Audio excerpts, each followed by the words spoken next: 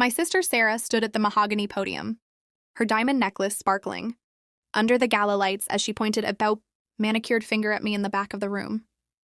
"I'm so sorry, everyone," she said into the microphone, her voice dripping with fake pity. "My sister Maya insists on crashing these events, but as you can see from her thrift store dress, she's a bit too poor to donate to our cause. Security, please show the family charity case to the service exit." The room erupted in snickers from the city's elite, people I'd known for years, while Sarah smirked, thinking she had finally put her embarrassing sister in her place. Sarah thought she was the queen of the ballroom, but she didn't realize that the very floor she was standing on was bought and paid for by the woman she just tried to humiliate. She believed I was still the broke high school dropout, who worked 3 cleaning jobs just to stay afloat, never questioning how I suddenly disappeared for 3 years. She didn't know that while she was busy spending our parents' inheritance on PR firms and designer gala dresses, I was building the Sterling Medical Group, the multi-billion-dollar conglomerate that funded this entire event. She pointed to the gold-plated plaque behind her, announcing the opening of the hospital's new Children's Heart Center, and mocked me for not having a single cent to contribute. I didn't argue. I didn't get angry. I simply reached into my clutch and pulled out the master keycard to the facility. I looked at the security guard, who was actually a member of my personal protection detail, and nodded toward the stage. "Actually, Sarah," I said, my voice cutting through the laughter like a cold blade, "you're right.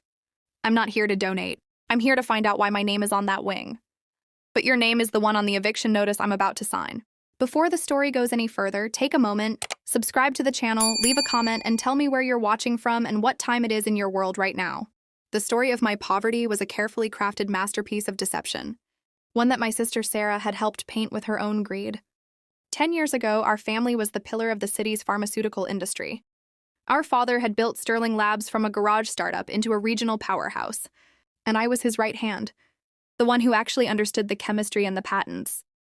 Sarah, on the other hand, was the social butterfly, the one who spent her time curating an image of wealth while I spent my nights in the lab.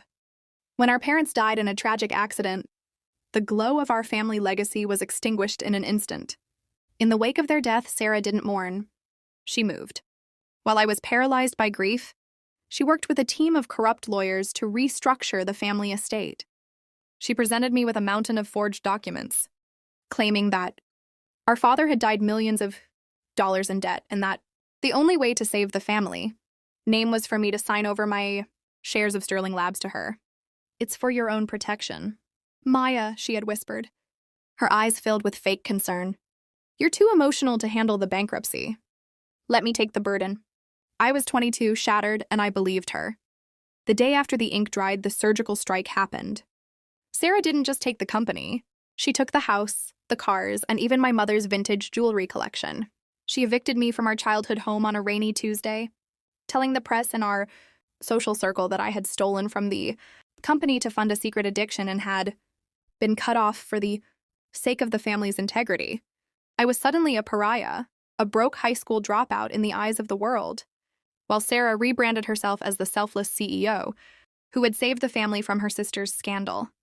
For 2 years, I lived in a studio apartment above a noisy laundromat, working 3 cleaning jobs to survive. I cleaned the very offices I used to run, scrubbing the floors while Sarah sat in our father's chair, unaware that the janitor she ignored was actually the owner of the patents that kept her business alive. That was the mirror paradox. I was at the bottom, but I possessed the knowledge that could bring her to the top or burn her down. I didn't choose fire. I chose a slow, cold build. I realized that Sarah had made a critical mistake. She had stolen the company name, but she hadn't secured the intellectual property for the next generation of life-saving heart medication I had been developing in secret. Using the small savings I gathered from my cleaning jobs, I filed for an independent patent under a ghost ledger company called Nova Bio.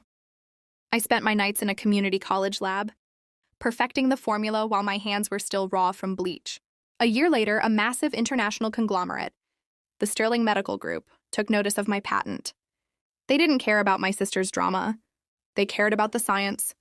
They offered me a partnership that eventually turned into a buyout, making me the majority shareholder and the youngest billionaire in the sector. I kept my identity completely hidden behind a wall of LLCs and corporate proxies. I wanted the world to see me as Maya the cleaner, while I silently bought up every debt Sarah's company incurred.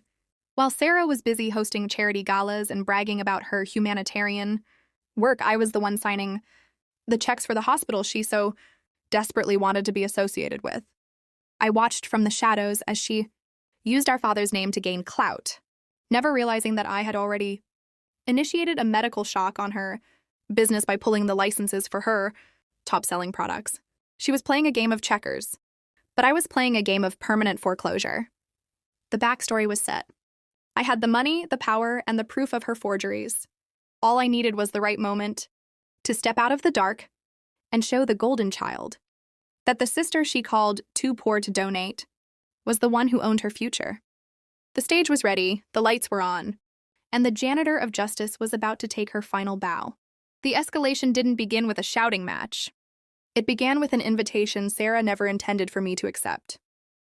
To celebrate the grand opening of the new Heart Wing, Sarah had sent out digital invites to every major donor in the city, but she'd sent a physical, handwritten note to my cramped apartment.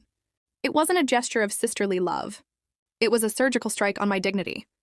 The note read, "I want you there to see what real success looks like. Maybe you can take some leftover catering home to your studio." She wanted me to witness her crowning moment, to stand in the shadows as a ghost of our family's former glory while she bathed in the glow of the elite.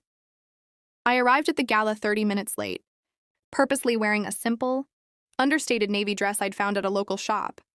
I didn't need the social mask of designer labels because I was the woman who owned the fabric of the building itself. As I walked through the double doors, the mirror paradox was striking.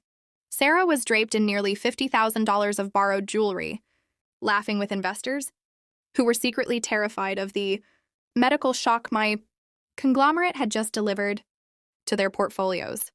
She spotted me near the bar and her smile curdled into a look of predatory delight. "Oh, Maya, you actually came," she announced, her voice booming so the nearby photographers would turn their lenses toward us. She didn't hug me. She looked me up and down with a theatrical sigh of disappointment. I told the valet to keep an eye out for any suspicious vehicles, but I suppose even a bus can drop you off at the front door.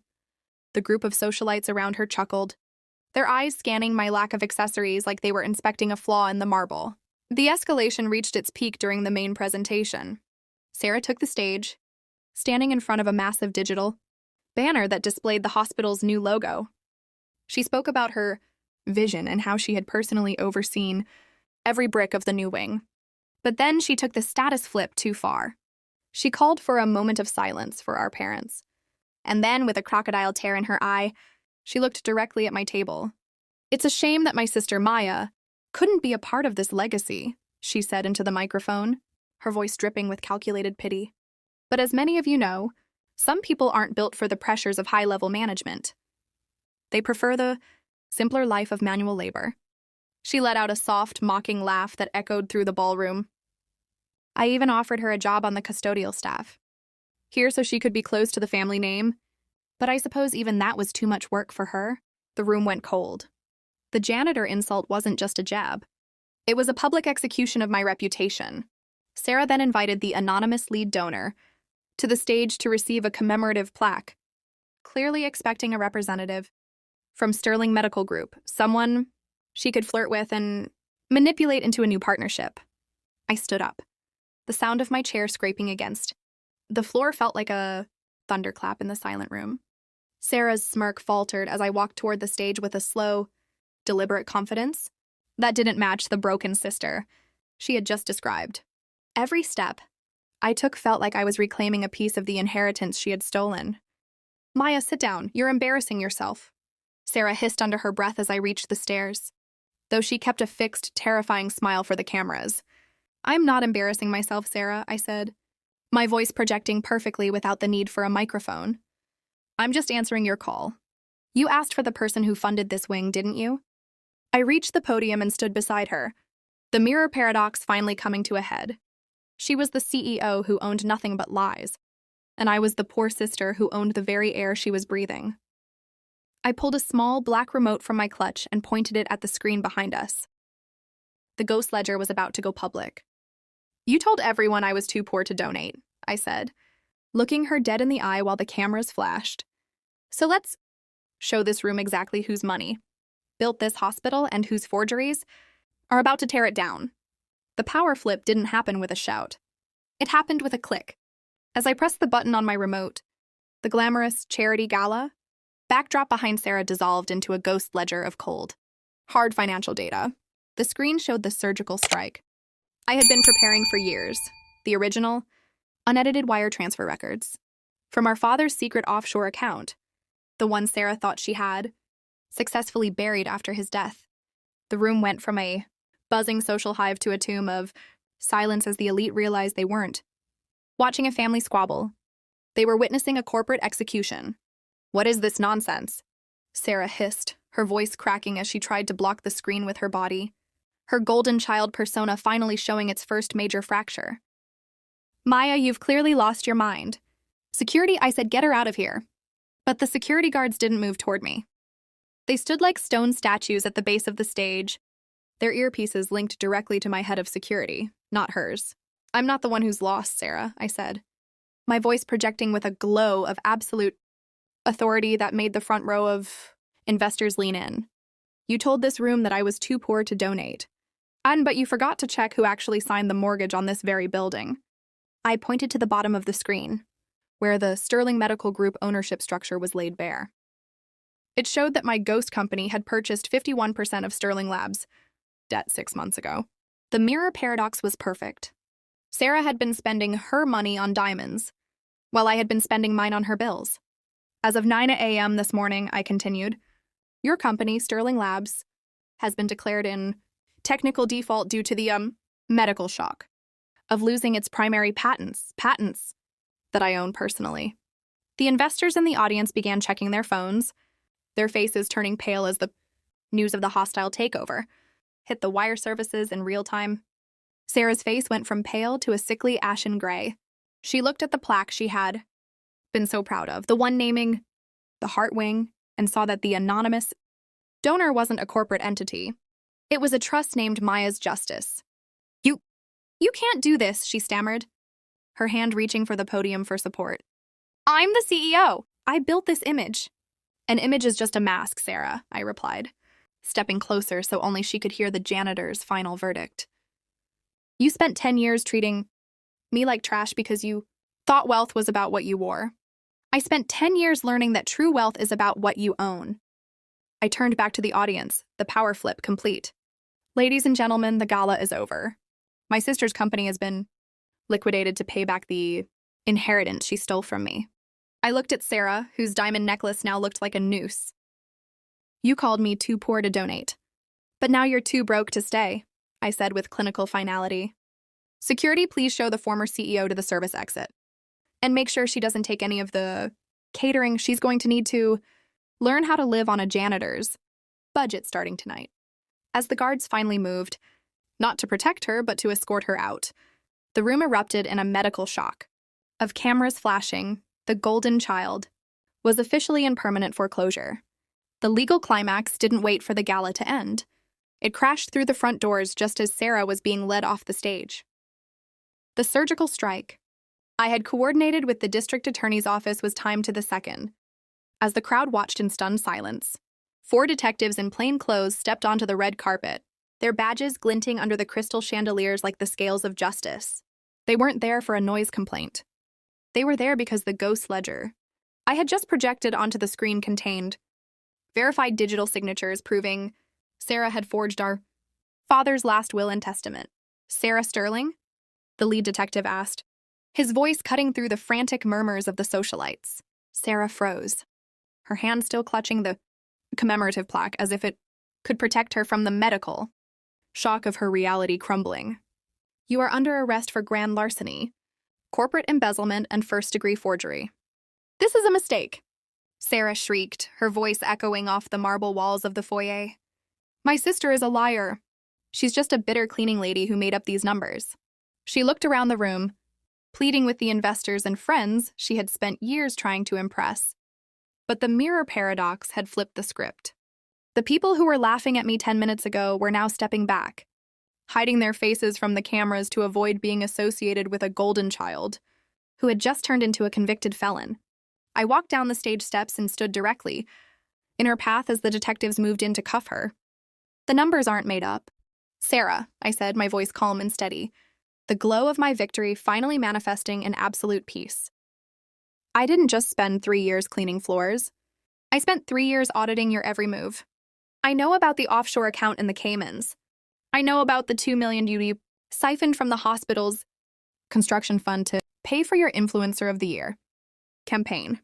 Sarah lunged at me, her face twisted in a feral mask of rage. But the detectives caught her arms before she could even reach the hem of my dress. "You've been watching me?" She spat, her eyes wide with the realization that the janitor had been the one keeping the books the whole time. "I wasn't just watching you, Sarah. I was waiting for you to get comfortable enough to leave a trail," I replied. I reached out and gently unclipped the $50,000 diamond necklace from her neck, the one she had bought with the money meant for my research. And since this was purchased with Sterling Medical Funds, and I am now the majority shareholder, I'll be taking this back. It will go toward the first set of scholarships for the broke students you said didn't belong here. The detectives clicked the handcuffs shut, a sound that carried more weight than any gavel. As they began to lead her toward the service exit she had tried to force me through, I leaned in one last time. "You wanted everyone to see what real success looked like tonight. Sarah," I whispered, "I hope you got a good look, because this is the last time you'll see it from the inside of the bars." The legal climax was over. The ghost had finally taken back her name, and the golden child was being escorted into the dark in the back of a police cruiser, while the city's elite watched in horrified silence. I turned back to the room, the janitor of justice finally ready to clean up the last of the mess. The silence that followed Sarah's arrest wasn't empty. It was a clean slate. I stood in the center of the ballroom, the diamond necklace heavy in my palm, watching as the friends who had snickered at my dress now scrambled to offer their congratulations. I didn't want their praise. I walked past the champagne towers and the fake smiles, straight to the back of the room, where the catering staff, the invisible people, were standing. I handed the head server the diamond necklace and told him to sell it to fund a permanent bonus for every worker in the building. Sarah's downfall was as public as her rise. The ghost ledger I provided to the court was ironclad, and she was sentenced to 15 years for a litany of financial crimes. In prison, she no longer has a social mask or a PR team to hide behind. She is just another number, learning the hard way that a title is worthless if you don't have the character to back it up. She spent her life trying to stay above people, and now she resides in a place where no one cares about her designer labels. I didn't take Sarah's place as the face of the company. Instead, I dissolved. Sterling Labs unfolded its assets into a nonprofit research collective dedicated to making heart medication affordable for everyone. I still live in my modest apartment, and I still spend my days in the lab. But now I do it with the glow of knowing my father's legacy is finally being used for good. The hospital wing doesn't just bear my name. It bears a new philosophy. That dignity isn't determined by the size of your donation, but by the depth of your integrity. The janitor has finished the job.